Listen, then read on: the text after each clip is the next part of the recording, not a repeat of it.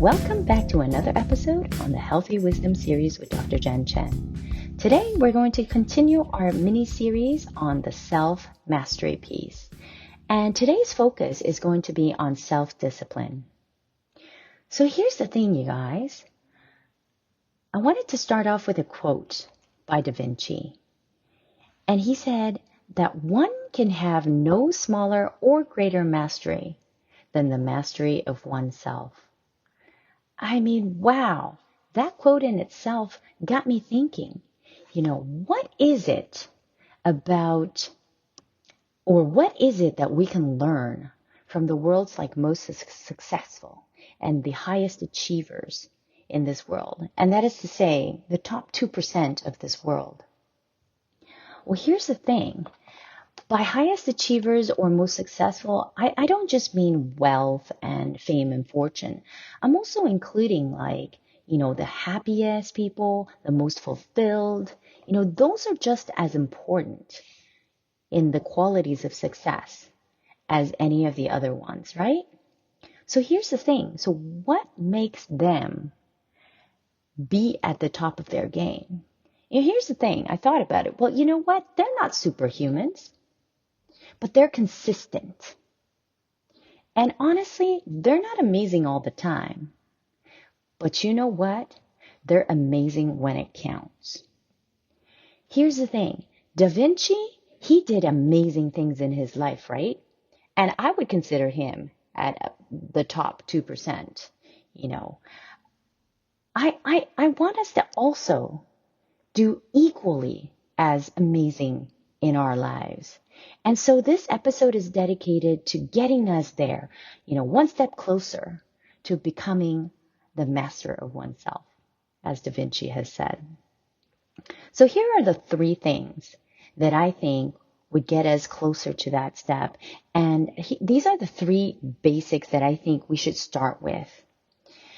So number 1 is, take control of your life. And what do I mean by take control of your life? Well, here's the thing. The biggest challenge today is that we're constantly bombarded with all types of tech and information. And literally, they're all fighting for our attention. So the first thing that I thought of was, we should all take on the tech diet. We should all take a little break from tech once in a while. Actually, no, I'd say daily. I have taken the tech diet, and for those of you who know me, I am terrible with getting back to people, if you call me. But if you text me, I will get back to you as soon as I see my message. So I am not someone who will constantly check my voicemail. But if you email me or you text me, I will get back to you within 24 hours or less. So that's the thing. Part of the reason why I don't constantly check my phone is because I am so committed to be 100% present with whoever I am committed to at that moment that I am never thinking about, what's on my inbox, how many emails do I have to answer to today, or, how many messages I have to get back to, or how many Facebook messages I just got, or how many photos, or how many Instagram, likes did I get. That is just not on my mind.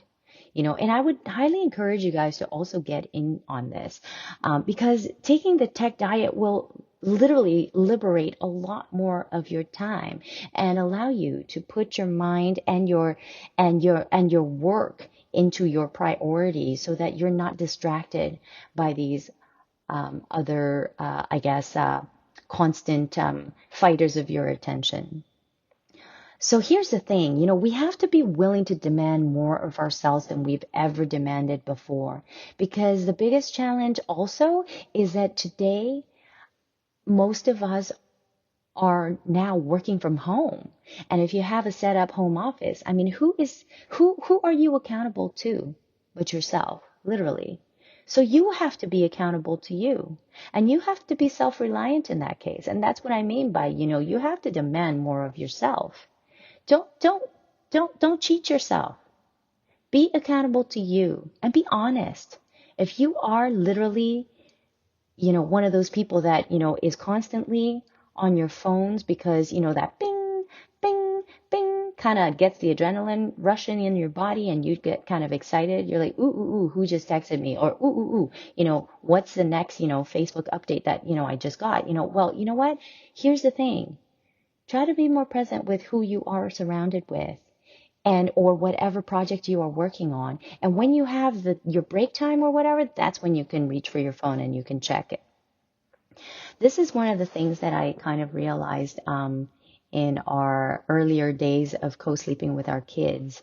And, I tell you, I was on my phone all the time, because literally, I mean, we wanted our kids to go to bed by like 9 o'clock. And so one of us would have one kid on the bed, and literally, what am I going to do? Like stare up at the ceiling, into the dark. So, naturally, what I did was I reached for my phone and I'd check my email. And then I would play Candy Crush. And of course, I would crush it because I would have a lot of time to play Candy Crush like on a daily basis. So I did probably about 200 levels within a week, literally, because I was on it all the time. And I was crushing it because I was getting so good at it because I got so much practice out of it. So for about 3 years, I did that. And, finally, when the kids started, sort of sleeping on their own, they would share, a bunk bed in their own room. We got our lives back, at night. And, I started, kind of weaning myself off of this getting on my phone all the time at night because here's the problem. I always got a neck kink because the ergonomics is terrible. I'm not even kidding. So it's not a win-win situation. If anything, it's a lose-lose situation. So I would get a neck kink and I would literally, I mean, my arms would be sore up the yin yang. And I would also have these like really crazy sharp pains in the upper back of my scapular region. So it was just a terrible, terrible situation to be in. And here's the thing, whenever clients come to my office and they tell me about, like a frozen shoulder like symptom, I always ask them, have you been using your cell phone, laying on your bed, holding it up for yourself to either watch a show, watch a YouTube channel, a video, or, literally you are checking your phone, for email messages or answering messages or whatever it is that you're doing with your cell phone. And 120% of the time, that's what they've been doing. So I learned it firsthand because that's what I used to do. And honestly, this is not a good situation to be in because those neck kinks and those upper back, scapular issues, they are only going to accumulate and they're going to make things worse for you as time goes on. It's not going to get any less. So that's the first thing that I also tell, those patients of mine that, you should not be on your phone laying down because that's terrible ergonomically. So take control back by going on a tech diet. I think it then frees up some time for you to actually, give some thought to your life, like energize your mind, just sometimes, I find nowadays, nobody has any time to just kind of sit around and think about life, ponder about life. I think all the best philosophers, have spent most of their lives, just, looking out into the sun and just pondering about life. What is life? What is your purpose? And what are you here? What have you been created to do? And those are really deep questions that if you don't have time to actually contemplate and really dig in and think about and and sort of explore, I think it's kind of a shame, because nowadays, nobody has time to do anything anymore, that's relaxing, that's really sort of deep thoughts, what about your ambitions, what is it that you want in life, what do you strive for? What are some of the goals that you have, how do you want to improve your life, these are things that I think it doesn't hurt to actually have or set out some time in your day to actually do, to ponder. So that is one of the biggest things that I find that could help all of us nowadays. Go on a tech diet. The second thing is, I actually really like this expression. It's get into your lion or lioness mode. And what I mean by that is, honestly, take massive action. You know, um, here's the thing. Here's the thing. Okay, lions and lionesses, truthfully, when they wake up in the morning, they are ready to hunt. They are ready to like just go for it. They are ready to zero in on their prey and go for it and hunt. And literally, that's the only thing that is on their agenda. Like that amount of focus is incredible. Like we talked about mastering your focus last week. And here's the thing, where you focus, wherever you focus your mind, that's where your energy goes, right? And so if you focus on that meal that you got to get, right? We're talking about, the lion here and the lioness, Here's the thing. Why do they focus on it so hard? Is because if they don't catch their prey, their cubs don't eat, the family doesn't eat, and they can go hungry for days. And so that determination and that hunger and that drive comes from that absolute necessity to not go hungry, to be able to feed the cubs. And if each one of us has that type of drive, oh my God, the things that we could accomplish is probably like 10 times what it is right now. So take massive action. Here's the thing.